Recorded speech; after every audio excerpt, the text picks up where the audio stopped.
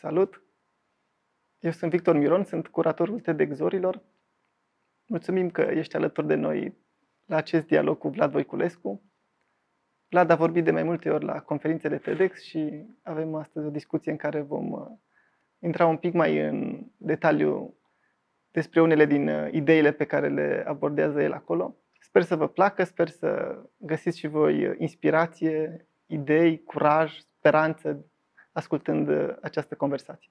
Dar orice schimbare în lumea asta a început, de fapt, cu un singur om sau cu doi oameni, cu foarte puțini în orice caz. E o carte pe care am descoperit-o în liceu și care m-a învățat foarte multe. Zice că sunt dintr-un sat din Dâmbovița, care se numește Brănești și cred că e cel mai frumos loc din lume. După ce eu plecasem la Viena fără să știu limba germană și mi-a fost tare, tare greu în primii ani.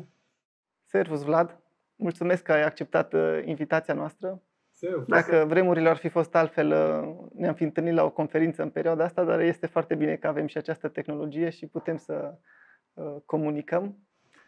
Pentru început o să te rog să ne spui care e povestea ta, cum ai ajuns să faci ceea ce faci. Pe scurt, dacă m-aș recomanda așa ca la un interviu în care spui experiența de lucru și de unde ești, aș zice că sunt dintr-un sat din Dâmbovița, care se numește Brănești și cred că e cel mai frumos loc din lume. Am locuit jumătate din viața adultă la Viena și acum sunt în București, unde intenționez să rămân și să schimb pe aici câteva lucruri. Iar la nivel de experiență am fost destul de norocos să lucrez în 3 domenii. În sistemul public, în sistemul privat for-profit, în bănci și în sistemul privat non-profit, în câteva organizații mai mari la nivel european și în câteva organizații pe care le-am pornit eu la nivel local. În principal Magic și pe lângă asta rețeaua citostaticelor, care s-a transformat acum în ceea ce se cheamă rețeaua 2.0. O rețea care ajută oamenii să-și găsească medicamentele pe care le caută. Da, cred că mulți dintre cei care ne urmăresc știu de toate lucrurile frumoase pe care le faceți la Magic sau toate medicamentele pe care le-ați adus toți voluntarii în momentul în care nu se găseau în țară. Dar ce mi s-a părut mie foarte interesant urmărind alte interviuri de ale tale este faptul că la un moment dat prima tabără pe care ai organizat-o a fost una de germană, dacă nu mă înșel. Ne poți spune câteva cuvinte și despre asta? Da, asta a fost prima mea experiență de voluntariat și cred că pe mulți prima experiență de voluntariat îi schimbă. Pe mine experiența aceea m-a schimbat în mod profund. A fost prima dată când am lucrat cu copii. Și asta mi-a arătat două lucruri. Unul, că nu sunt cel mai plictisitor om din lume, așa cum eram convins. Și doi, că îmi plac foarte tare copiii. Și prima dată am organizat, după ce eu plecasem la Viena fără să știu limba germană și mi-a fost tare, tare greu în primii ani. Prima dată am organizat o tabără de germană pentru copii de la mine din sat și din orașul vecin, acolo unde făcusem eu liceul, din Pucioasă. Și tabăra asta de germană a adus 24 de copii la Viena pentru o săptămână, după ce în prealabil organizasem un curs de germană de 3 săptămâni la Pucioasa, cu o profesoară de la Viena care venise special și locuise la părinții mei acasă. Și asta a fost, cum zic, prima mea experiență de voluntariat. Prima dată când am văzut că dacă eu îmi pun în minte ceva și încep să mă gândesc ce resurse sunt necesare, ăsta e pasul cel mai important, să ai curaj să spargi un proiect în bucăți și să vezi care sunt ingredientele de care aș avea nevoie ca să încep ceva. Odată ce te-ai apucat și ai luat creionul în mână și ai scris pe o listuță, pe o foaie de hârtie ce ai avea nevoie, ești deja jumătate din proiect e aproape făcut. Și pentru că îți dai seama că orice proiect e făcut din bucățele. Faci asta, și după aia pas cu pas vezi cum devine realitate. Pentru mine asta a fost prima mea experiență de voluntariat și în același timp prima dată când mi-am dat seama că un proiect gândit de mine și făcut așa bucățică cu bucățică poate să devină realitate. Și asta relativ repede. Și asta când a fost? Mai ții minte? Cam acum câțiva ani? În ce an? În ce perioadă? Cred că 2006 sau 2007, nu știu exact, de atunci. Și uite că ți-a plăcut și nu te-ai lăsat. Ai perseverat în direcția asta. 4 ani am făcut tabere de limba germană după. La Viena și apoi la granița cu Cehia, pentru copii mai întâi de la mine din sat și apoi și din Târgoviște, au fost copii și din București. Și în fiecare vară organizam asta. Și mi-a plăcut ideea asta de tabără dintotdeauna. De când eram mic și simțeam că în timpul taberelor de vară am aceste salturi în care creșteam, în care mă maturizam, în care îndrăzneam mai mult. Fie că asta însemna că învățam să mă descurc singur, fie că mă uitam la prieteniile pe care le făceam în timpul taberei sau chiar năzdrăvăniile și toate belele pe care le aveam în tabere. Paul Newman, care a făcut primele tabere pentru copii bolnavi de cancer în America, taberele după care Magic Camp s-a inspirat, spunea că vrea să facă un loc unde copiii să raise a little hell. Cam așa. Dacă cumva prostiuțele, porcărioarele din copilărie pe care le faci în tabere sunt tare importante. Și cum ești în perioada asta? Cum s-a schimbat viața ta și ce ne recomanzi, mai ales că ai fost ministru al sănătății, ce ne recomanzi să facem în perioada asta pentru a avea grijă de noi, de cei dragi, de comunitatea în care trăim? Pentru mine s-au schimbat și nu s-au schimbat multe. S-au schimbat destule pentru că lumea din jurul meu funcționează foarte diferit de cum funcționa acum 6 luni. Sunt mai puține interacțiuni fizice și mai multe interacțiuni virtuale. Altfel, eu fac aceleași două lucruri. Pe de o parte încerc să ajut echipa de la Magic cu proiecte cât se poate de concrete și pe de altă parte contribui la un proiect politic, la proiectul Plus și al Alianței USR Plus, unde foarte mulți oameni faini s-au implicat și cred că lucrurile în perspectivă se pot schimba în bine doar cu implicarea cât mai multor oameni buni, inclusiv în politică, în proiecte de tot felul, dar inclusiv în politică, pentru că putem spune orice despre politică, dar mai puțin că e irelevant. Cred că este foarte relevant ce se întâmplă acolo. Dacă aș avea sfaturi, aș spune simplificat că, pe de o parte, sau primul sfat ar fi să avem grijă de noi. Fiecare să aibă grijă de sine, pentru că având grijă de sine îi protejează și pe ceilalți. Și doi, în mod natural, să vadă ce poate să facă pentru cei din jur. Fie că e vorba de vecini, prieteni, oameni care poate au nevoie de un mic sau mai mare ajutor, dacă sunt oameni în vârstă, dacă au probleme financiare, respectiv dacă e un spital în apropiere care are nevoie de materiale de protecție sau tot ce nu a reușit să facă guvernul sau autoritățile locale sau managementul spitalului sau n-a reușit la timp. Cred că e momentul să avem ochi și urechi și pentru celălalt. Unul dintre lucrurile pe care putem să-l facem aproape oricare dintre noi, toți cei care suntem sănătoși, este să donăm sânge. E o mare problemă în spitale, faptul că nu destulă lume donează sânge. Și în centrele de transfuzii este sigur, sunt tot felul de măsuri de protecție. Dacă sunteți sănătoși, mergeți cu mască și dezinfectant și donați sânge.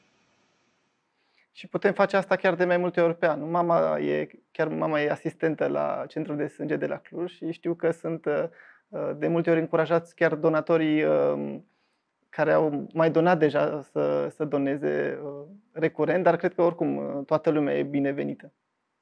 Dacă donezi în mod recurent, atunci sângele tău devine și mai valoros, pentru că se pot colecta alte componente din sânge care pot fi colectate doar de la donatorii regulați. Într-un discurs TEDx recent, ai vorbit despre câteva dintre provocările pe care le vezi la generația noastră. Care ți se par cumva mai actuale din cele pe care le-ai menționat atunci, care ți se par și mai relevante în zilele noastre?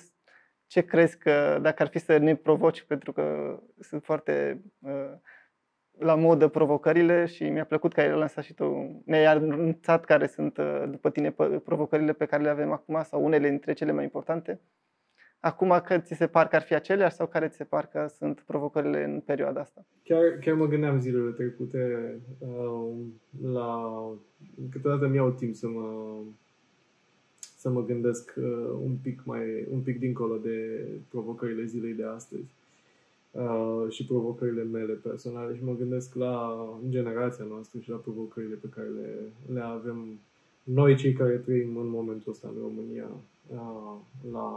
care trăim pe aici, pe pământ, la a face lucrurile un pic mai bine decât alte generații. Și cred că sunt ultima dată când am vorbit despre asta am enumerat 6 provocări, acum cred că sunt 7. Dacă mă gândesc un pic mai bine.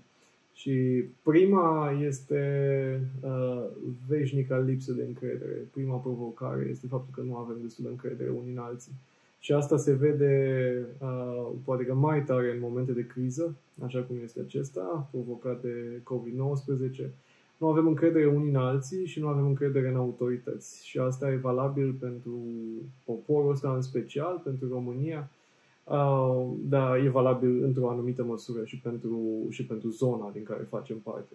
Nu avem încredere unii în alții, dar am vrea tare ca cineva să ne unească. Cineva să vină și să ne spună niște vorbe înțelepte și să ne aducă împreună. Și cu adevărul e că dacă ne uităm la politică, pentru că acolo ar trebui să venim împreună, nu? Și acolo ar trebui să auzim vorbe înțelepte și acolo ar trebui să ne gândim viitorul, că politica despre asta ar trebui să fie, despre cum construim un viitor mai bun. Adevărul e că politica mai degrabă ne-a separat, mai degrabă ne-a divizat decât să ne unească. Asta cred că putem spune fiecare dintre noi. Și până una alta, dacă ne uităm așa la ultimii ani, ce ne-a adus împreună a fost protestul.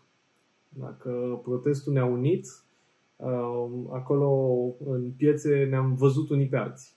În piețe și în social media, acolo ne-am văzut unii pe alții. Spunea cineva zilele trecute că ar trebui să ne aducem aminte seara aia în care am fost câteva sute de mii pe străzi, în care ne-am uitat unii la alții și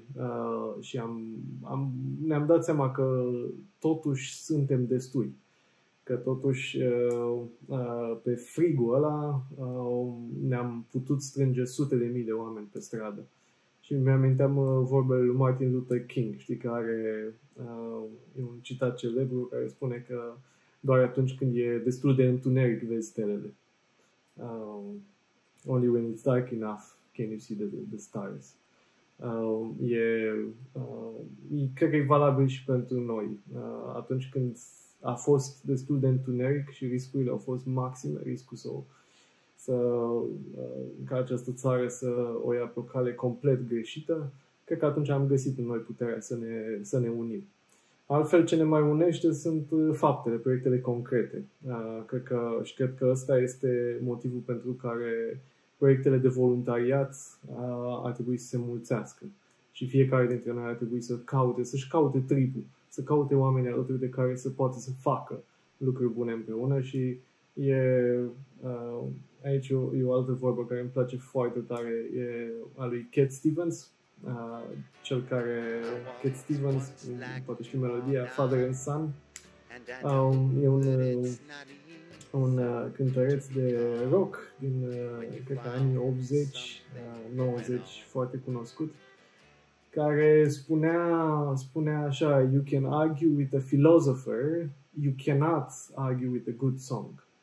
Poți să argumentezi, poți să te cerți dacă vrei cu oricine, dar nu poți să te cerți cu o melodie bună. Și melodiile bune și faptele bune sunt cam același lucru. O faptă bună nu poate fi judecată așa cum poate fi judecată o vorbă sau o ideologie, dacă vrei. O faptă bună e faptă bună și are șanse mult mai bune să fie recunoscută ca atare. De-aia cred că avem nevoie de cât mai multe proiecte care să aducă oamenii împreună și să-i facă să se implice. Și cred că asta e un lucru care ar trebui să se întâmple și cred că trebuie să căpătăm destul încredere în noi înșine și unii în alții cât să ne implicăm și în politică. Pentru că, așa cum ziceam mai devreme, putem spune orice despre politică, dar nu că este irelevantă. Al doilea pericol e cumva ce ar numi bunica mea iuțeala. Iuțeala asta, faptul că ne descurajăm prea repede, faptul că ne grăbim să spunem de multe ori că țara asta nu se mai face bine, nu? Am mai auzit asta. Dacă plecăm la drum, ne așteptăm să ajungem repede, să vedem rezultatele relativ repede. Dar nu poți să faci o casă din ce nu ai. Și cred că avem destule și avem și cu cine, dar trebuie să avem răbdare. Și n-am văzut un singur străin care să vină în România și să lucreze aici alături de români și să se plângă. Am văzut însă foarte mulți care au spus: dom'le, aici ai cu cine, chiar sunt oameni buni. Sigur, fiecare străin care a venit să lucreze în România și a construit aici ceva a spus că e foarte complicat cu autoritățile și că toți oamenii aia buni pe care i-a întâlnit mai degrabă în mediul privat și a întâlnit câteodată și în cadrul autorităților, în cadrul instituțiilor publice, dar mai degrabă răzleți și mai degrabă descurajați. Și asta e o problemă. Dar în principiu ai cu cine. Ai cu cine. Trebuie să avem însă răbdare. Și teama asta, provocarea asta de a vrea ca lucrurile să se întâmple foarte repede, nu ne face bine. A treia provocare, cred că e teama de inutilitate. Gândul ăsta că e prea mult rău pe lume, că răul ăsta este prea mare și că lucrurile nu se pot schimba prin faptele noastre. Dar orice schimbare în lumea asta a început, de fapt, cu un singur om sau cu doi oameni, cu foarte puțini în orice caz. Un singur om a clădit un imperiu pornind din Macedonia. Am avut un rege tânăr în țara asta care i s-a opus lui Hitler. Și asta la vreo 23 de ani. Lucrurile încep de obicei cu o singură persoană și lucrurile pot să se schimbe dacă mai mulți dintre noi îndrăznesc să facă lucrurile alea. Și e un citat al lui Arhimede. Nu? Arhimede spunea, am învățat la școală, la fizică, că Arhimede spune: dă-mi un punct de sprijin și voi muta pământul. Și cred că Robert Kennedy spunea că, pornind de la citatul ăsta, spunea că puțini dintre noi au măreția de a schimba lumea, dar fiecare poate schimba lumea din jurul său cu fapte mici. Cu fapte mici. Și faptele astea mici adunate, astea o să scrie o să scrie istoria generației noastre. Al patrulea pericol, a patra provocare este lipsa a ceea ce în engleză se cheamă moral courage. Lipsa curajului moral, dacă vreți. Avem nevoie cu toții de aprobare. Aprobarea prietenilor în discuții sau în social media e infinit mai ușor de obținut atunci când critici ceva, atunci când te poziționezi în afară, atunci când spui țara asta este într-un fel și în altul, atunci când spui românii sunt într-un fel sau în altul. E mult mai ușor să te poziționezi în afară decât să spui: uite ce o să facem noi, uite ce încercăm să facem. Și dacă spui că ceva e posibil și dacă încerci să faci ceva, atunci e nu numai posibil, dar este foarte probabil să existe fricțiuni, să existe controverse, să-ți spună mulți că nu se poate, ba mulți să te critique, mulți să te judece. Dacă încerci să faci ceva, atunci vei fi judecat. E aproape o axiomă. Dar orice ai face, dacă perseverezi și dacă lucrul ăla contează, vei fi criticat. Lumea te va judeca. Și atunci curajul ăsta, curajul moral, moral courage, este tocmai curajul de a merge dincolo de criticile astea, de a persevera, chiar dacă oamenii te judecă, poate câteodată pe nedrept, poate câteodată mai mult decât s-ar cuveni sau decât ți se pare ție că că s-ar cuveni să fii judecat. Al cincilea pericol, a cincea provocare, mi se pare că e ideea asta că avem timp. Ideea asta că lucrurile se rezolvă de la sine atunci când le vine timp. Nu e așa. Nu avem timp și lucrurile, de fapt, nu se rezolvă de la sine. Timpul, de obicei, nu rezolvă nimic. Aproape niciodată nimic bun nu s-a întâmplat dacă nu a fost cineva care să pună mâna să încerce să schimbe lucrurile. Foarte puține lucruri se schimbă pentru că e inevitabil să se întâmple schimbarea aia. Deci, cred că e periculos însăși gândul ăsta că avem timp, că timpul le va vindeca. Asta mi se pare, scuze că te întrerup, mi se pare că e cumva la contrapartea cu iuțeala, adică probabil că ar trebui să găsim un echilibru, nici să nu ne grăbim prea tare, dar nici să nu ne așteptăm să se rezolve de la sine. Tocmai, cred că trebuie să începi și tocmai eu spuneam că iuțeala asta e așteptarea de rezultate imediate. Cred că trebuie să începem și trebuie să perseverăm cu atât mai mult dacă lucrurile nu se rezolvă imediat. Dar trebuie să începem acum. Acum ăsta poate să însemne astăzi, poate să însemne mâine, poate să însemne să ne pregătim să începem peste jumătate de an. Dar, în general, e bine să faci lucrurile exact atunci când poți să faci un pas mic. Te gândești la un proiect, astăzi iau o foaie de hârtie, iei un creion și te apuci să scrii ce ai nevoie pentru proiectul ăla. Te gândești să te implică-te astăzi, înscrie-te într-un partid politic, înscrie-te pentru voluntari la un proiect sau altul.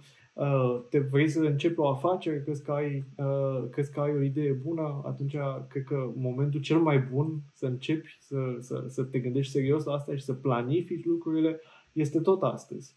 Astăzi, de obicei, e un moment bun să faci ceva la care ai visat dintotdeauna. Sper că asta răspunde în întrebării tale. Da. Al șaselea pericol este iluzia asta a diferenței. Auzim des că suntem două Românii, că suntem altfel, bucureștenii sunt altfel decât craiovenii, clujenii sunt cu siguranță altfel decât alții din altă parte și cu siguranță noi românii suntem cu totul altfel decât orice alt popor de pe lume. Și ne place să ne caracterizăm pe noi românii plasându-ne cumva în afara propriului popor, în afara noastră a României, de obicei, de multe ori. Și asta de la Cantemir încoace. Realitatea e că nu suntem atât de diferiți nici între noi și nu suntem nici mai buni, nici mai răi decât alte popoare. Și atunci când istoria ne pune cu spatele la zid, când căpătăm curaj și când riscăm și ne asumăm, atunci reușim și noi lucruri. Și asta cred că am demonstrat în ultimii ani. Cred că suntem dintre puținele popoare la care toată lumea asta mare se poate uita și poate spune, uite, sunt lucruri de învățat de la români. Sunt lucruri de învățat de la oamenii ăștia care au ieșit în stradă și s-au opus unui regim care putea să devină dictatorial în doar ăștia 4 ani care tocmai se încheie acum. Am reușit să oprim o potențială dictatură și am reușit să oprim o gașcă de indivizi care riscau să ne ducă pe noi toți ca țară la lada de gunoi a istoriei. Cred că noi, repet, nu suntem nici mai buni, nici mai răi decât alte popoare și am demonstrat de nu știu câte ori că lucruri care au funcționat și în altă parte au funcționat și aici și că atunci când suntem cu spatele la zid, atunci când ne asumăm propria soartă, atunci facem lucrurile să se întâmple. Și asta cred că e mare lucru și trebuie să... Cumva cred că ne ajută să ieșim din acest excepționalism românesc, să omorâm această iluzie a diferenței. Noi suntem altfel. Nu suntem așa de altfel. Și în fine, al 7-lea este, o să sune foarte cunoscut, este confortul. Este al 7-lea pericol, a 7-a provocare este confortul. Pentru cei mai mulți dintre noi, dintre cei din generația noastră cel puțin, e relativ ușor să-ți câștigi pâinea. E relativ ușor ca dacă ai o educație și dacă ai avut posibilitatea să umbli un pic în lume sau să ai câteva joburi de la care să înveți lucruri, e relativ ușor să-ți câștigi propria pâine și e ușor să ai o viață confortabilă. E în orice caz mai ușor decât era pentru generațiile trecute. Și dacă te gândești numai, nu știu, 2 generații înapoi sau 3 generații înapoi, să vezi că putem călători, e o lume globalizată și o lume care oferă foarte multe oportunități și în același timp e o lume în continuă schimbare. E o lume în care globalizarea, automatizarea, inteligența artificială, schimbările climatice, iată, virusii precum COVID-19, toate lucrurile astea schimbă profund și rapid lumea. Și lumea de peste 10 ani foarte probabil că o să fie foarte diferită de lumea de acum 10 ani. Și asta trebuie să ne arate sau să ne ducă cu gândul că ceea ce ne-a adus până aici nu ne va duce neapărat mai departe, că trebuie să ne adaptăm și dacă ne uităm la momentele în care am reușit în trecut, sunt tocmai acele momente în care am reușit să depășim măcar câteva dintre provocările astea 7 pe care le-am enumerat aici. Atunci când am fost împreună, atunci când am început să facem lucrurile acum și atunci când am îndrăznit să sperăm că noi chiar putem. Cum era? Construiește-ți altă soartă? Da. Chiar putem asta, dar în anumite condiții, dacă reușim să ne depășim lucrurile astea. Apropo de depășit și de situații cu siguranță mult mai delicate decât cele care și așa sunt și pentru noi dificile, știu că țin foarte bine minte când ai recomandat Jurnalul Fericirii al lui Steinhardt, unde povestește de perioada pe care a petrecut-o în închisoare și poate unii dintre noi au simțit și perioada asta de izolare ca o mică temniță. Spune-ne un pic de ce ai recomandat cartea asta. E o carte pe care am descoperit-o în liceu și care m-a învățat foarte multe. Pe de o parte, povestea lui Nicolae Steinhardt e absolut fascinantă. Prima pagină, o recomand. Prima pagină este despre cum poți rezista în condițiile cele mai aprige. Spune că trebuie să te consideri ca și cum ai fi un om mort și să pornești de la această vizualizare negativă, dacă vreți. Dacă vrei, la stoici mai găseai asta. Marcus Aurelius spunea că dimineața când te trezești, ar trebui dacă vrei o posibilitate ca ziua ta să-ți fie mai bună, este să-ți închipui ce ar putea să fie cel mai rău, care ar putea să fie scenariul negru pentru ziua ta sau pentru viața ta și apoi să te lași surprins, să te lași surprins de tot ceea ce vine, să ai așteptări minime. Apoi sunt pasaje în carte de o frumusețe pe care rar am mai întâlnit-o în alte texte. Și poți să o citești pe bucăți. Sunt pastile așa de învățături. Mie întotdeauna mi-au plăcut lucrurile condensate, dacă vrei. Îmi place mai puțin beletristica și mai mult eseistica. Îmi plac lucruri îmi plac frânturi din texte pe care să le port apoi cu mine. Da, este și o vorbă că de multe ori nu cărțile ne schimbă, ci chiar nu nici măcar capitole, ci chiar paragrafe, pasaje. Așa cred și eu. E ca în viață. Poți să trăiești în 5 minute, într-o oră, într-o zi, poți să trăiești ce n-ai trăit în toată viața. Pregătindu-mă pentru discuția cu tine, am întrebat câțiva oameni ce te-ar întreba și ei mai departe și majoritatea întrebărilor s-au învârtit în jurul curiozității la ce îți dă ție speranță, ce te face, ce te mână pe tine în luptă în continuare, unde îți găsești tu energie și resurse să continui zi de zi. Oameni. Cred că oameni și fapte. Oameni faini, oameni buni, pe care sunt destul de norocos să-i am prin preajmă. Prin preajmă în viața mea personală și prin preajmă în viața mea profesională, în Magic și în Plus.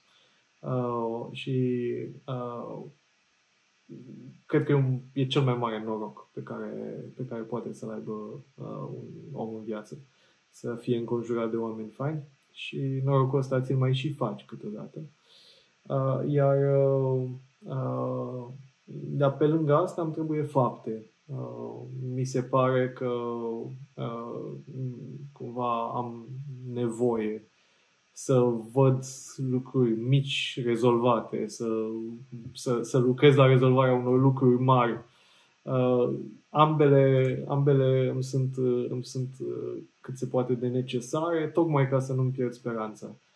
Câteodată când lucrurile sunt foarte complicate în politică și lucrurile se întâmplă să fie foarte complicate în politică, mă uit la ce fac colegii mei la Magic și văd cum un copil a fost ajutat, cum o familie primește cazare gratuită, văd cum oameni se bucură de excursiile gratuite pe care le oferim, le oferă echipa de la Magic, văd cum alți oameni sunt ajutați de rețeaua 2.0, de o mulțime de farmaciști și voluntari care s-au adunat și ajută oamenii să-și găsească medicamentele din țară sau din străinătate. Lucruri foarte, ai zice, mărunte, dar un lucru care pentru noi e mărunt, pentru că îl faci din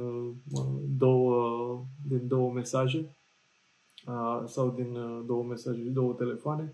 Lucrul ăla mărunt poate să însemne o soartă diferită pentru un om. Poate să facă diferența câteodată chiar dintre viață și moarte și poate să facă diferența dintre singurătate și sentimentul ăsta care e extrem de important, că celorlalți chiar le pasă de tine. Asta e mare lucru. Eu am nevoie de asta în fiecare zi. E, dacă vrei, drogul meu. Așadar, nu ne blocăm, nu plecăm, rămânem și continuăm să construim alături de oameni dragi, alături de oameni care au și ei aceleași valori. Dacă crezi că este ceva ce nu te-am întrebat și ai fi vrut să te întrebi sau ai fi vrut să ne mai zici? Atâta. Dacă s-a prins lumină. Nu, e în regulă. Ne-a prins beculețul ideilor și luminilor cred că mulți dintre noi își găsesc inspirație și, nu știu, cumva o îndrumare și o îmbărbățire, o încurajare că putem să facem și noi ceva, oricât de mic, și începând putem să dezvoltăm lucrurile astea. Îți mulțumim că ți-ai găsit timp să avem acest dialog, să ne vedem cu bine sănătoși, cu cât mai multă magie în viețile noastre și sper să vină momentul în care să te avem sigur și live pe scenă la o următoare conferință TEDx Zorilor, de ce nu? Mulțumesc mult și abia aștept să văd și celelalte discuții. În general, la TEDx eu mă uit cu creionul în mână să învăț și la cele organizate de voi în special. Ciao, mulțumesc! Mulțumesc că ne-ați urmărit. Din nou, eu sunt Victor Miron, curatorul TEDx Zorilor. Vă invit să ne urmăriți conturile de Facebook, Instagram și să intrați pe tedxzorilor.com pentru a vedea ce conferințe și evenimente pregătim în perioada următoare, inclusiv TED Circles. Sigur că majoritatea vor fi așa online. Abia așteptăm să putem să ne întâlnim și față în față. Până atunci aveți grijă de voi, nu uitați să învățați continuu, să citiți o carte, să urmăriți TED Talk-uri și să încercați, sigur, să fiți un pic mai bun decât ați fost cu o zi înainte.